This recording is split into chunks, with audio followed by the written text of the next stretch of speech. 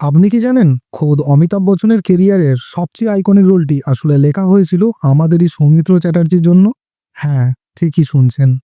আনন্দ সিনেমায় ডক্টর ভাস্করের যে চরিত্রে অভিনয় করে অমিতাভ বচ্চন রাতারাতি সুপারস্টার হয়ে যান, সেই রোলটি প্রথমে অফার করা হয়েছিল আমাদেরই প্রিয় ফেলুদাকে।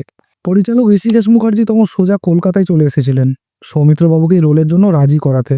কিন্তু সৌমিত্রবাবু তখন এক ঐতিহাসিক সিদ্ধান্ত নিলেন। তিনি সাফ জানিয়ে দিয়েছিলেন তিনি বাংলা সিনেমা আর নিজের শহর কলকাতা ছেড়ে মুম্বাই শিফট করবেন না।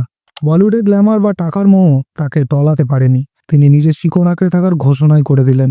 ব্যাস, সৌমিত্রবাবুর এই এক নাতি ভাগ্য খুলে গেল স্ট্রাগলিং অ্যাক্টর অমিতাভ বচ্চনের। যে রোলটি সৌমিত্রবাবু ছেড়ে দিয়েছিলেন সেটাই হয়ে দাঁড়ালো অমিতাভ বচ্চনের জীবনের সবচেয়ে বড় টার্নিং পয়েন্ট। একবার ভাবুন তো, সৌমিত্র চ্যাটার্জি যদি সেদিন রাজি হতেন তাহলে কি আজ আমরা এই বিগ বিকে পেতাম? আপনার কি মনে হয় সৌমিত্র চ্যাটার্জির সেই সিদ্ধান্ত কি সঠিক ছিল? কমেন্টে জানান। আর এরকম আরো ভালো ভালো ভিডিও পেতে সাবস্ক্রাইব করুন দ্য শান্তনু রিভিউকে।